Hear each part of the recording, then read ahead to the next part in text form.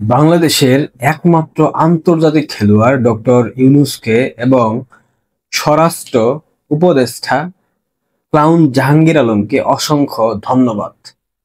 আপনাদের প্রশ্ন জাগছে যে আমি কেন, আমার মতো ব্যক্তি কেন ইন্টারিম গভর্নমেন্টের আহ প্রধান উপদেষ্টাকে ধন্যবাদ জানাচ্ছি, তাদের স্বরাষ্ট্র উপদেষ্টাকে ধন্যবাদ জানাচ্ছি। নিশ্চিতভাবেই এর মধ্যে একটা উদ্দেশ্য রয়েছে, একটা কারণ রয়েছে।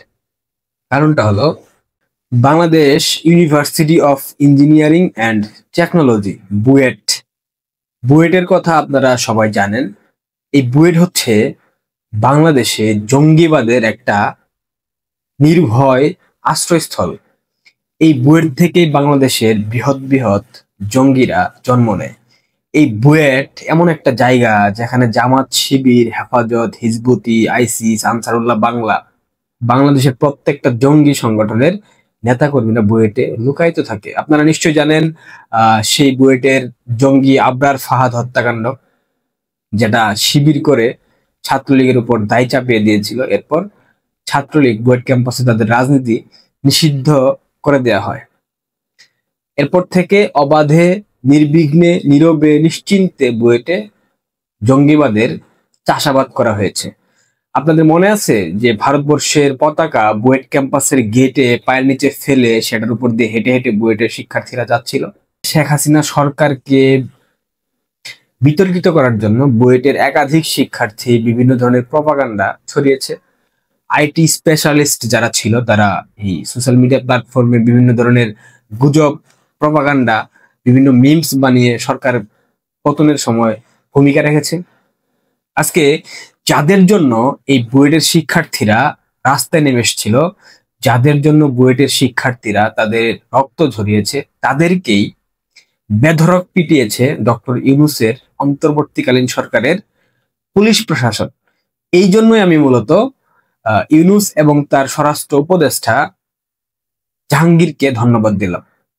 এই একটা কারণ যেমন কুকুর তেমন মুগুর, যাদের জন্য করলাম চুরি সেই বলে আমি ডাকাত, চুরি করে আমি ফেরারি হলাম ডাকাতের। মানে বুয়েট কিন্তু সর্বোচ্চ ভূমিকায় ছিল সেই তথাকথিত জুলাইয়ের জঙ্গি অভ্যুত্থানে। এখন বুয়েট শিক্ষার্থীদেরকে আজকে বেধড়ক পিটিয়েছে ইউনূসের অন্তর্বর্তী সরকারের প্রশাসন। বুয়েট শিক্ষার্থীরা 3টা দাবি নিয়ে তারা শাহবাগে ব্লকেড কর্মসূচি ঘোষণা করেছিল। ইঞ্জিনিয়ারিং নবম গ্রেড বা সরকারি প্রকৌশলী বা সমমান পদে প্রবেশের জন্য সবাইকে নিয়োগ পরীক্ষা দিয়ে উত্তীর্ণ হতে হবে এবং ন্যূনতম বিএসসি ডিগ্রিধারী হতে হবে। কোটার মাধ্যমে কোনো পদোন্নতি নয়, এমনকি অন্য নামে সমমান পদ তৈরি করে পদোন্নতি দেওয়া যাবে না।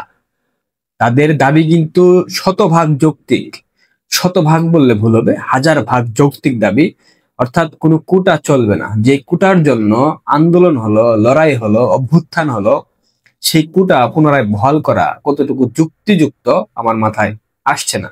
যদিও এই আন্দোলন তো কোটার জন্য আসলে হয়নি, এই আন্দোলন হয়েছিল সরকার পতনের জন্যই, যেটা কোটা আন্দোলন নাম দিয়ে শুরু হয়েছিল।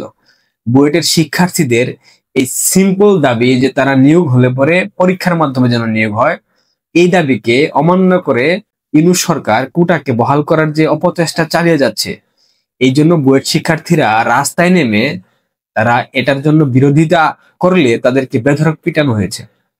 কতগুলা ফুটেজ আমি একসঙ্গে জুড়ে দিচ্ছি এবং তাদের যে ভাষ্য এবং তারা কি বলতেছে দেখেন। ভাই আমরা আটকা ছিলাম, ওরা তারপরে গ্রেনেড মারছে, ওরা তারপরে গ্রেনেড মারছে। জুলাই আন্দোলন চুরি, জুলাই আন্দোলন চুরি। সাউন্ড গ্রেনেড নিক্ষেপ করছে।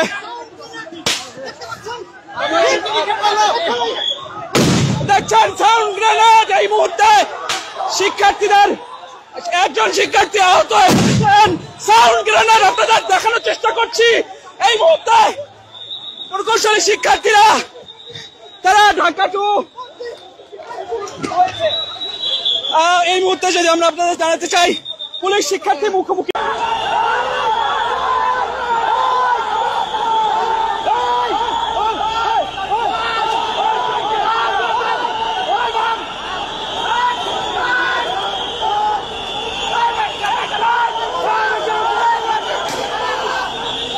আপনারা দেখলেন তারা এখন নিজেরাই জুলাইকে চুচে দিতেছে। একজন পুলিশ কর্মকর্তা, আপনারা ভিডিওটা খেয়াল করেন, ডিসি মাসুদ, সে তার সহকর্মীর উপর ক্ষিপ্ত হয়ে গিয়েছে কেন তার সহকর্মী বুয়েটের শিক্ষার্থীদের উপর হামলা চালাচ্ছে না। এই হচ্ছে ইউনূসের পুলিশ প্রশাসন। এই ঘটনাগুলোর পর বুয়েটের দু একজন শিক্ষার্থী তারা প্রতিক্রিয়া জানিয়েছে সামাজিক যোগাযোগ মাধ্যমে। একজনের স্ট্যাটাসটা আমি একটু পরে শোনাই। যেই সাহস শেখ হাসিনা করে নাই, সেই সাহস ইউনূসের পুলিশ করলো। যেই বুয়েটে ঢুকতে ছাত্রলীগের ভিসা পাসপোর্ট লাগতো, সেই বুয়েটিয়ানদের আজ রক্তাক্ত করা হলো। এই সরকার নাকি মেরিটোক্রেসির দাম দেয়, সেই দাম তারা দিতেছে টিয়ার শেল, সাউন্ড গ্রেনেড, লাঠিচার্জ আর জলকামান দিয়ে। নির্বাচন কমিশনে এনসিপি নেতার গায়ে ধাক্কা লাগলে হাসনাত আব্দুল্লাহ দৌড়াইয়া যাইতে পারে, এদিকে ইঞ্জিনিয়ারদের উপর মুহুর্মুহু হামলা চলতেছে আর তার দল চুপচাপ তামাশা দেখছে। কোটা আন্দোলনে হাসিনার পতনে কি বুয়েটের বা দেশের ইঞ্জিনিয়ারদের কোনো ভূমিকা নাই? ডিমবাড়া যখন হাসিনার পা চাটতে ব্যস্ত ছিল, তখন এদেশের মানুষের ন্যায্য অধিকার আদায়ের আন্দোলনে ছিল বুয়েট। ইলেকশন আসুক, ইন্টারিম আর তার কিংস পার্টি এনসিপি কে এই হামলার জবাব ব্যালটের মাধ্যমে দেওয়া হবে। সবকুছ ইয়াদ রাখ জায়গা, ইনকিলাব জিন্দাবাদ। এও ইনকিলাবের সমর্থক, তারপরেও তাদের উপর যেহেতু জল কামান, সাউন্ড গ্রেনেড, টিয়ার শেল নিক্ষেপ করা হয়েছে, সেটা সে মানতে পারেনি। আবরার ফাহাদের যে ভাই আবরার ফাইয়াজ, এই জঙ্গি ফেসবুকে স্ট্যাটাস দিয়েছে, স্টারলিংকের মূলা ঝুলিয়ে শাহবাগ ইন্টারনেট বন্ধ করে রাখা হয়েছে। অর্থাৎ হাসিনার সরকার ইন্টারনেট বন্ধ করার কারণে অনেক কথা বলা হয়েছে। এখন ইউনূসের সরকার ইন্টারনেট বন্ধ করে দিয়ে শাহবাগে শিক্ষার্থীদের উপর নির্মম নির্যাতন নিপীড়ন চালিয়েছে। সব ফুটেজ তো আসলে আসে না, যেগুলো এসছে সেগুলো আমি আপনাদেরকে দেখালাম। বুয়েট, বাংলাদেশের সব থেকে সেরা মেধাবীরা বুয়েটে পড়াশোনা করে, এটা নিঃসন্দেহে বলা যায়। হতে পারে তারা জঙ্গি মনোভাবাপন্ন, জঙ্গি মানসিকতার সৃষ্টি হয়, বাট মেধাবী এটা কিন্তু অস্বীকার করার কোনো সুযোগ নেই। বুয়েট থেকে বাংলাদেশের শ্রেষ্ঠ মেধাবীরা বের হয়, অথচ এই শ্রেষ্ঠ মেধাবীদের উপর ইউনূস সরকার নির্মম ভাবে তাদের যৌক্তিক একটা দাবিকে প্রত্যাখ্যান করে তাদের উপর হামলা চালালো। এখন কি সেই আসমানি আপার আসমান কাঁপে না? এখন কি আসমানি আপার আকাশ ভেঙে পড়ে না? এখন কি আপনাদের চেতনার দণ্ড জাগ্রত হয় না? এখন কি কার পুলিশ মারে? হাসিনার পুলিশ? এখন তো স্বরাষ্ট্রমন্ত্রী আসাদুজ্জামান খান কামালের পুলিশ মারছে না, এখন তো মারছে ইউনূসের পুলিশ, এখন তো মারছে জাহাঙ্গীরের পুলিশ। তাহলে এখন কেন আপনারা আপনাদের আসমান কাঁপানো ভাষ্য আপনারা দিচ্ছেন না? এখন কেন টকশুতে গলা কাঁপানো হচ্ছে না? এখন কেন টকশু জুড়ে ইউনূস সরকারের সমালোচনা করা হচ্ছে না? কারণ ফেসিজমের চূড়ান্ত রূপ আপনারা দেখে ফেলেছেন।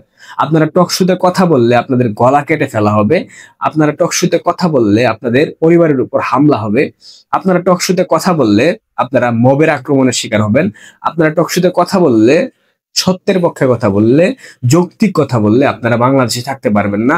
আপনাদেরকে দেশ থেকে চলে যাওয়ার জন্য প্রেসার দেওয়া হবে। এই প্রেসার গ্রুপের পক্ষ থেকে আপনারা সর্বোচ্চ প্রেসারটুকু পাবেন। কেমন লাগছে এখন? এই দেশটা আপনারা চেয়েছিলেন না? এটা আপনাদের দ্বিতীয় স্বাধীনতা না?